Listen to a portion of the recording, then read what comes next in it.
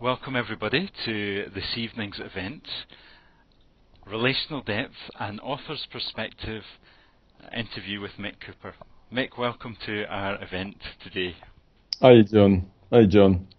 Because we're all online, maybe I could ask you first of all, whereabouts in the world are you located? Up in Glasgow, sitting in my office in Glasgow. University of Strathclyde, just out in the west coast. Looks good. Looks like you've got lots of books there. Lots of books. Still a bit rainy, or it's just about to, I think, as is the way in Glasgow. Yeah. Welcome to Scotland, eh? Yeah. Still getting used to it. Yeah, so well, maybe you could give us a sense of your professional journey up to here, Mick. I guess you haven't always been in Glasgow. No. So I was down in Brighton, University of Brighton. I trained initially. I did a year in a certificate in counselling, person-centred at City University, and loved it in many ways. But the large group, the frustrations of the large group got the better of me. So I moved on to existential training for 4 years down at Regent's College. And then while I was doing that, I started working as a lecturer in counselling at the University of Brighton. And in 2003, just the beginning of the year, we moved up to Glasgow there was a job with Dave Mearns, so I came up here to work with my family. And you've been in Glasgow ever since? I've been in Glasgow since 8 years now, 8.5 years. Wow, how time passes. So once Dave got a hold of you, there's no turning back. So I guess we're here to talk about your book that you co-authored with Dave Mearns, Relational Depth. Maybe you could give us an idea of what the process was behind the book. What got you interested in writing about relational depth? Well, I think for me, I've always been interested in this thing about contact and what it means to really engage with somebody. And you know, what does it mean to have a meaningful, in-depth conversation, a dialogue? I think, like many people in my life, I've experienced that sense of something very special that happens when two people are very engaged and connected with each other. And there's some unique quality to that engagement that feels very different from another kind of conversation, which feels more perhaps on the surface, more superficial.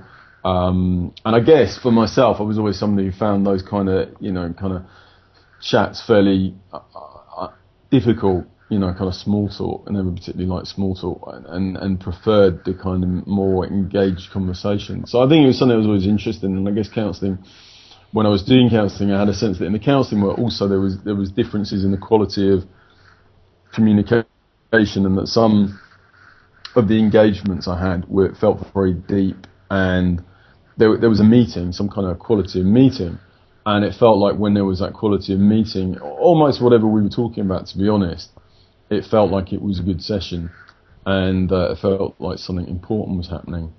So I was very interested in that, and then I did more reading about a philosopher called Martin Buber, who I was really interested in his work, and writes about the I-thou attitude and writes about dialogue. And having found that really interesting, and then been interested in that area when Dave, I think just before I was coming up, Dave had been mentioned to Dave that some of the academics around the country would like to know more about relational depth, and he'd been thinking about writing this book for a number of years. And I said, maybe we could do something together. And it kind of happened from there. Mm-hmm. So shall I tell you? Yeah. I was just going to say, so I say it sounds like it happens from there. There was quite a lot more to it. I mean, Dave's a fantastic writer, but one of the interesting things working with him, I think, and often this doesn't become apparent until you've kind of worked through something more, is that we came to it from kind of different angles. So I think Dave came to it more from a kind of person-centered perspective, more about the core conditions and what it means to articulate the core conditions in a one-er, to meet somebody in depth with all the core conditions. I guess I came to it more from the question about what are these moments of dialogue and what does it mean to have a dialogue, less in kind of reference to the core conditions and more perhaps in relation to some of the existential literature. Yeah. What it means is that one of the things you can see in the book is that some of it is more focused on moments of meeting, which is more my thing, and then Dave's stuff is more focused on providing a relationship in which there can be relational depth as a kind of quality of the relationship rather than as specific moments. Yeah, so there's those two perspectives in the book, and it sounds like for you it's come from a real personal experience in terms of what it's like to engage, and the professional experience as well. Yeah, absolutely. I mean, it is, I guess with all books, it is a very personal thing, and it's a personal, I think, both pleasure and questioning about this experience of dialogue. And, it's something that I'm still studying, and I'm still working with colleagues around to try and develop an understanding of what does it mean to dialogue. And it's a very personal question because it's something that I experience so powerfully. But in terms of how you understand it, how you conceptualize it, I don't know. It's an open question, really. Well, maybe for you and Dave, it was a slightly different experience in how you conceptualize it. That Dave was coming at it from the whole, kind of the wholeness of the relationship, but you're looking at the parts of it. Is that? I wouldn't say it was. I think one was more longitudinal and one was in the moment. So I think we were both looking at it as a whole, but I think I was looking at it more phenomenologically, in the sense of really trying to understand those moments, quite kind of short, brief moments of connection.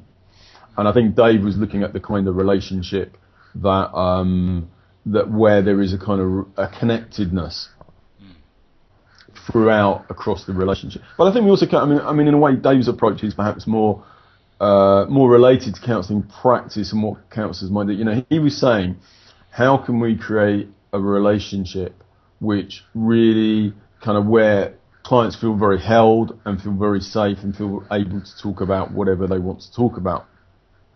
And I think he was coming at it a bit more from the kind of therapist perspective in terms of what therapists can do. I think I was almost more interested in it psychologically, in terms of perhaps less, what is it that therapists, how can they improve their practice? And I was more interested in the kind of psychology or the phenomenology of these moments of encounter and asking that kind of question. So I think Dave's was more kind of practically relevant. I think my angle was more perhaps of a philosophical, psychological question. Like what's it like for the human? What goes on for the human in those moments of connection? Yeah, what goes on for the human? What are they like is one question. And then there's other questions around what facilitates those moments of connections. Something we're talking about is at the moment is kind of, what would be a nice word, like something like maybe dialogenic. Like what are the factors that lead to us, like us here and now? Like what would make our conversation a dialogue rather than not a dialogue? Like what do I need to do? Like for instance, from the work that we've done, my sense is that if I'm being quite kind of honest about myself and talking about my experiences, then that becomes more of a dialogue. Perhaps also if I'm at the edge, if I'm telling you something, John, that I've told, people loads of times before, and this is just a kind of rehearsed conversation, it probably loses a dialogic quality. Whereas if it's something about we're both at the edge of our awareness in terms of where we're going, that there's a spontaneity. I think there's something about that that's important in dialogue as well. But, these are all open questions. Yeah. So